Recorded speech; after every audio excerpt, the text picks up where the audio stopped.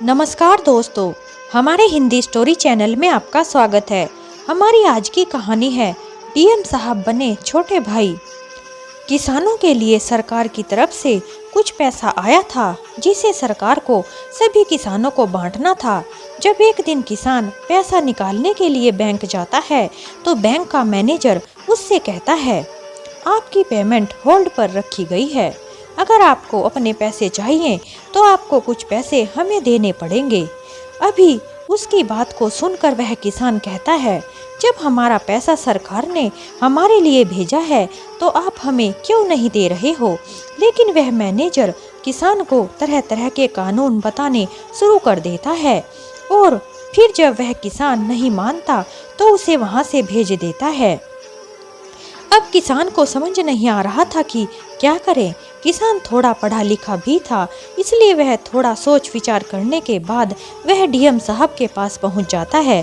DM साहब जैसे ही इस बात को सुनते हैं तो बड़े हैरान हो जाते हैं और फिर उसके साथ स्वयं ही चलने का फैसला कर लेते हैं और उसके साथ वहां पहुंच जाते हैं उसका एक साथी बनकर। फिर उसके बाद वह कुछ ऐसा करते हैं कि बैंक मैनेजर ने इस बात की कल्पना भी नहीं की थी कि ऐसा भी कुछ हो सकता है। मध्य प्रदेश के एक छोटे से गांव में रहने वाले प्रदीप की उम्र लगभग 22 वर्ष थी। वह अपने पिताजी के साथ ही खेतों में काम करता था। एक दिन जब वह अपने पिता के साथ खेत में काम कर रहा था तो उसका दोस्त आकर कहता है, अरे चलो, यहाँ क्या कर रहे हो? एक नौकरी के फॉर्म निकले हैं और मुझे पता चला है कि जो भी उस फॉर्म को भरेगा उसका नंबर जरूर आ जाएगा और हमारी नौकरी लग जाएगी। इस खेती बाड़ी में क्या रखा है। वह अपने दोस्त की बात को मानकर अपना सारा सामान वहीं पर रखकर अपने पड़ोसी को यह बताकर चला जाता है कि मेरे पिताजी को बता देना कि मैं अपने दोस्त के साथ नौकरी के लिए जा रहा हूँ। प्रदीप अपने माता पिता की इकलौती संतान थी। जब प्रदीप के पिताजी खेतों में आते हैं और वह देखते हैं कि प्रदीप वहाँ पर नहीं है तो वह घबरा जाते हैं। फिर वह अपने पड़ोस वाले किसान से पूछता है, क्या तुमने मेरे बेटे को देखा है? वह तो खेत में ही आया था। तो फिर उसने बताया कि हाँ, वह मुझे बोल कर गया है कि मेरे घर बता देना कि मैं अपने दोस्त के साथ नौकरी करने के लिए जा रहा हूँ। वह अपना सारा सामान भी मेरे पास रख कर गया है। उसकी बात को सुनकर प्रदीप के पिताजी ईश्वरी प्रसाद जी घबरा जाते हैं, क्योंकि प्रदीप अपने माता पिता की इकलौती औलाद था जिसे उन्होंने बहुत ही मुश्किलों से पाया था। लेकिन अब वह भी नौकरी करने के लिए शहर चला गया है। उन्हें समझ में नहीं आ रहा था कि क्या करे। थोड़ा सोच विचार करने के बाद ईश्वरी प्रसाद जी अपने बेटे के दोस्त के घर जाते हैं और उनके घर वालों से पता करते हैं कि वह कहाँ पर है और कौन से शहर में नौकरी करने गया है। जब ईश्वरी प्रसाद जी को उस जगह के बारे में पता चलता है जहां उसका बेटा गया है तो वह अपने बेटे को लेने के लिए उसी जगह पर जाने का निश्चय कर लेता है और उसे वापस लाना चाहता है।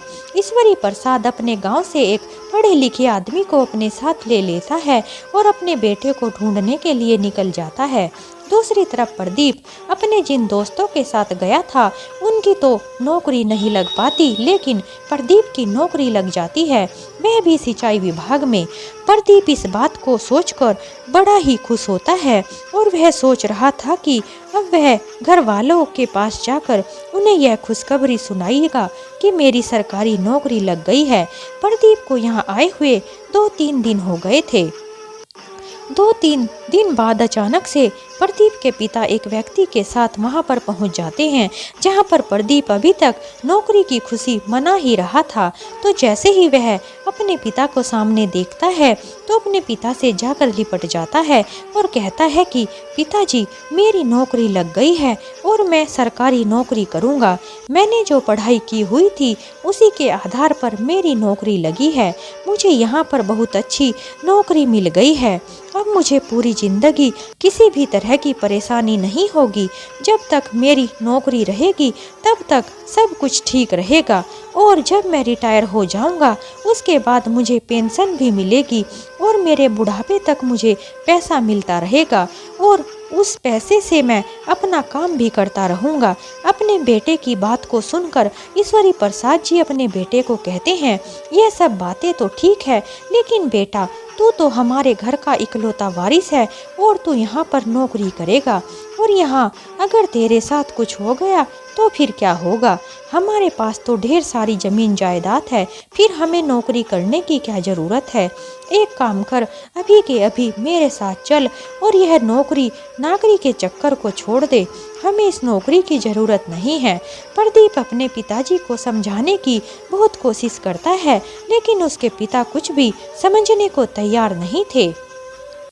आखिरकार प्रदीप को अपने पिता की बात माननी ही पड़ती है और वह इस नौकरी को छोड़कर अपने गांव में ही रहकर खेती बाड़ी करने लगता है। धीरे धीरे समय बीत रहा था। समय के साथ साथ प्रदीप की शादी हो गई थी। उसके माता पिता भी बूढ़े हो गए थे। प्रदीप के बच्चे भी थे।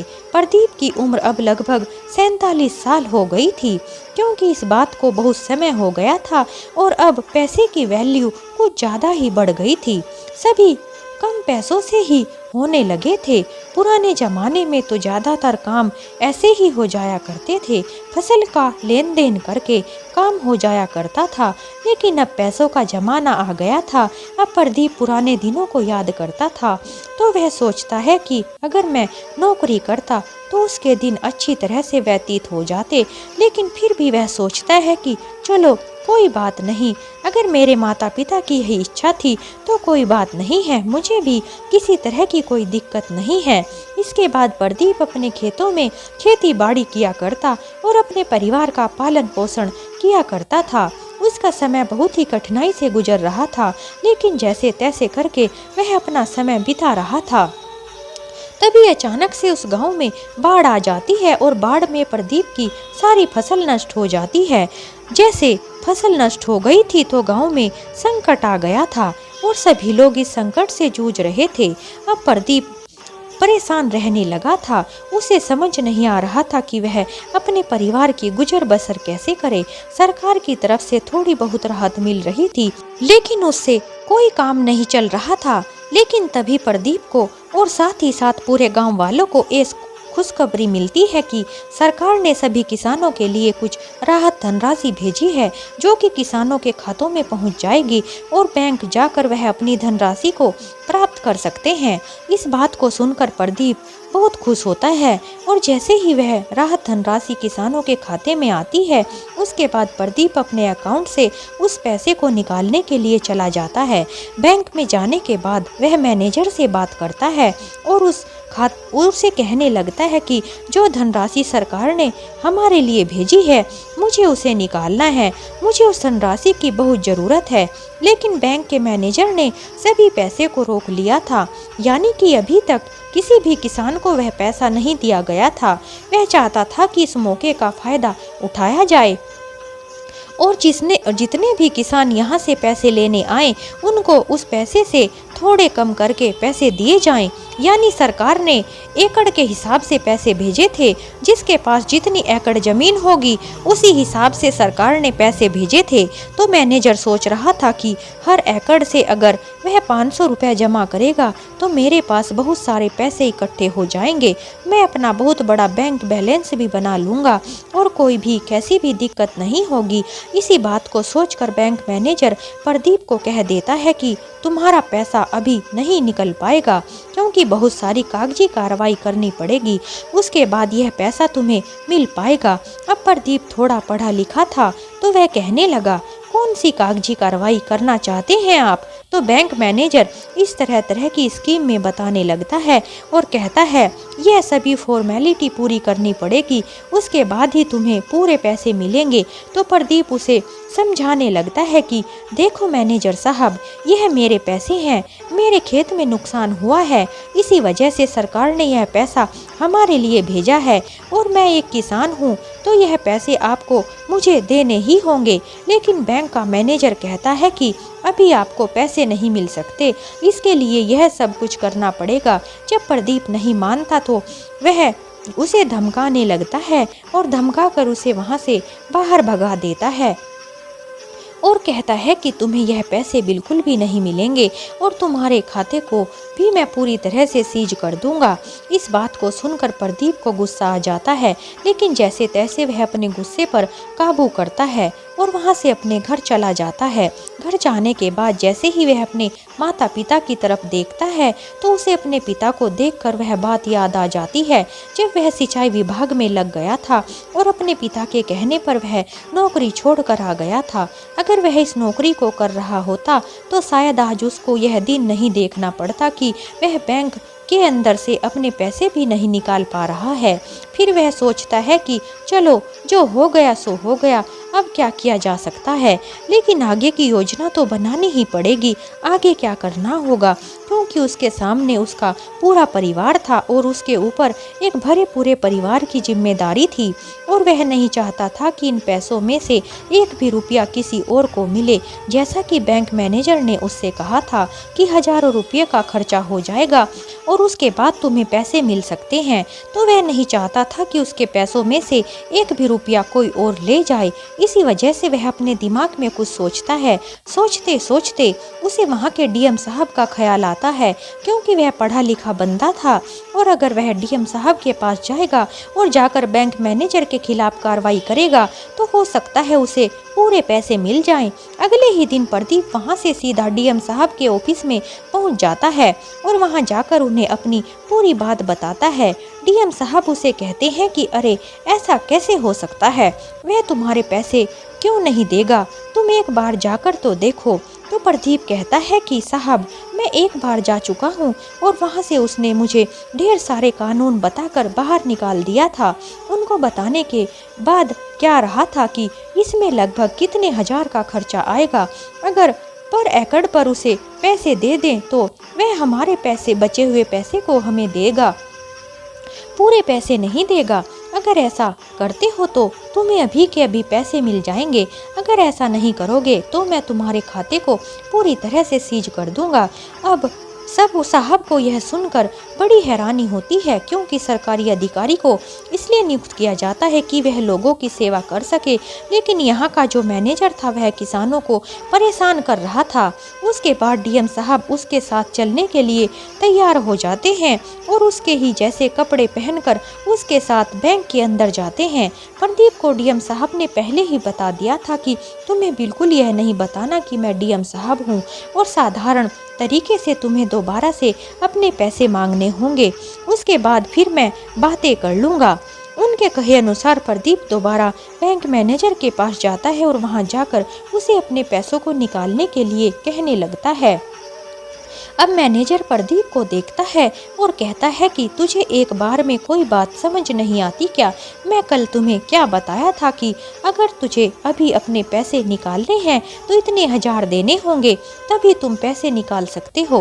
डीएम साहब जो अभी मैनेजर की तरफ देख रहे थे उसे कहने लगते हैं, इतने हजार किस चीज़ के देने होंगे, जरा बताओ तो। अब जैसे ही मैनेजर इस बात को सुनता है तो वह प्रदीप की तरफ देखता है और फिर से डीएम साहब की तरफ देखता है।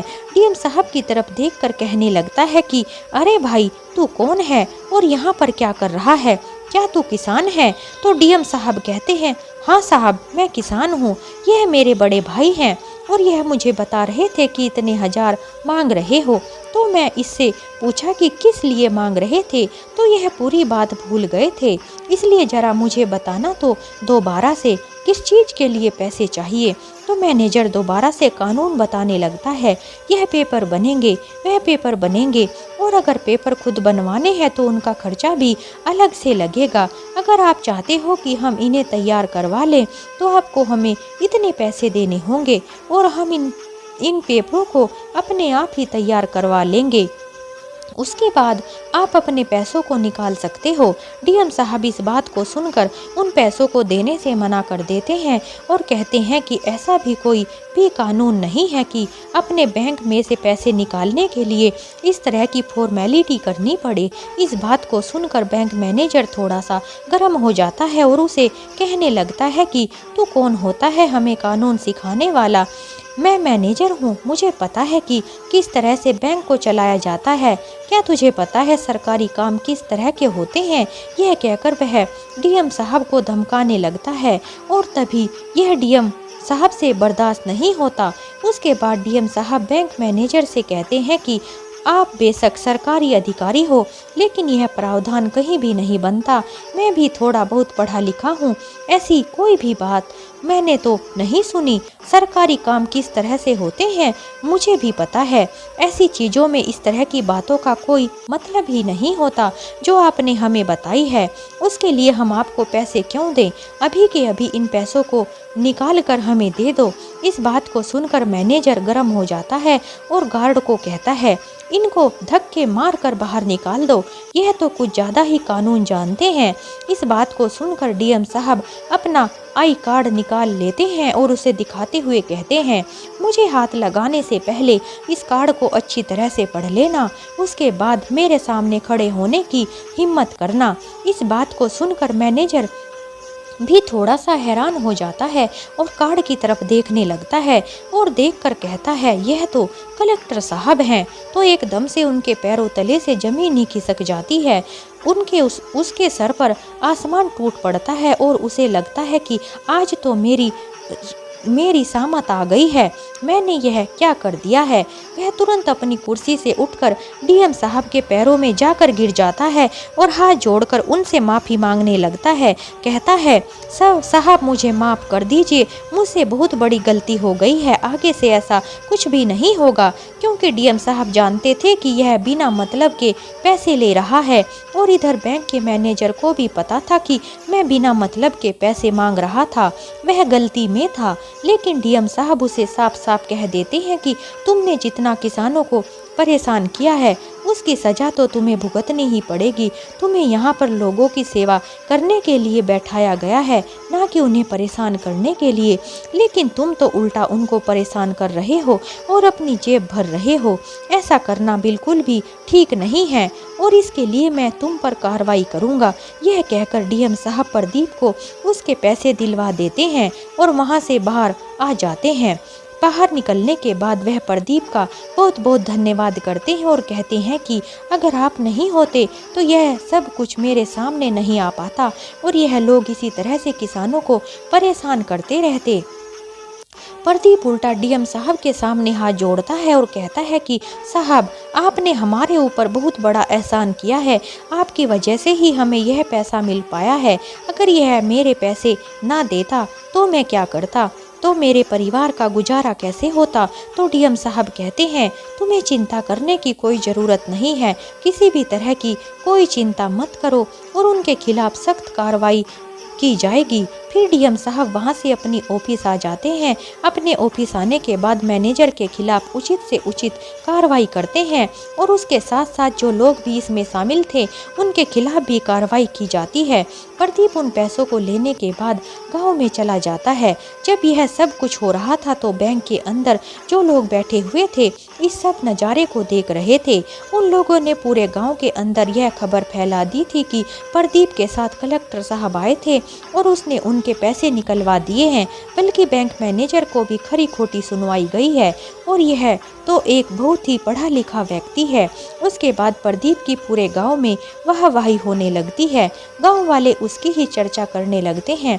यह बात घूमते घूमते प्रदीप के पिता के सामने आती है तो प्रदीप का पिता उसकी तरफ देखकर अपनी आंखों में आंसू ले आता है। प्रदीप इस बात को देख लेता है कि उसके पिता की आंखों में आंसू हैं।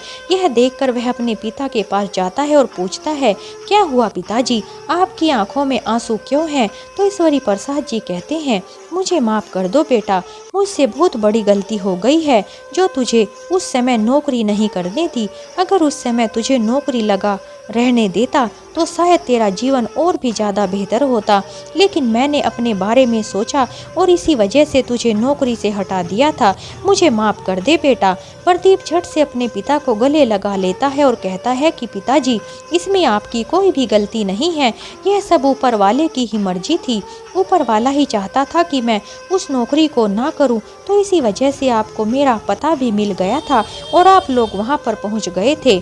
मुझे वहां से हटाने के लिए आप इस चीज़ के लिए अपने आप को दोष मत दो और शर्मिंदा होने की ज़रूरत नहीं है और अपने जीवन को अच्छी तरह से बिताओ।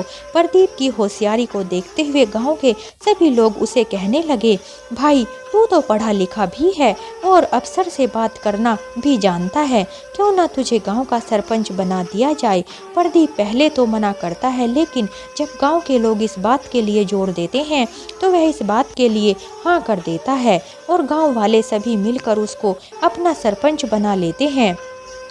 इसके बाद प्रदीप गांव की सभी समस्याओं को बड़े अधिकारियों के पास ले जाता है और उनको अच्छी तरह से सुलझाया करता है। गांव के अंदर प्रदीप का नाम हो गया था और सभी लोग अच्छी तरह से प्रदीप और उसके परिवार के साथ अच्छा व्यवहार करते थे। इस तरह प्रदीप की होशियारी से और उसकी सूझबूझ से सभी की समस्याओं का समाधान होने लगा था। पढ़ाई की ताकत ही कुछ ऐसी होती है कि गलत करने वालों को झुकना ही पड़ता है और भ्रष्ट अधिकारियों को उनकी औकात दिखाई जा सकती है ताकि वह आम जनता के साथ धोखा ना कर सके। इसलिए सभी को शिक्षित होना जरूरी है ताकि वह औरों का ना सही कम से कम अपना अधिकार तो हासिल कर सकें, अपने लिए खुद लड़ सकें। इसलिए पढ़ा लिखा होना एक बहुत बड़ी पूंजी है जो कभी भी खर्च नहीं होती, बस बढ़ती जाती है। तो दोस्तों, हमारी यह कहानी समाप्त होती है। अगर आपको हमारी कहानी थोड़ी भी अच्छी लगी हो, हमारे चैनल को लाइक करें, शेयर करें, सब्सक्राइब करें। हमारी कहानी सुनने के लिए आप सभी का बहुत बहुत धन्यवाद। एक नई कहानी के साथ हम आपसे फिर मिलते हैं।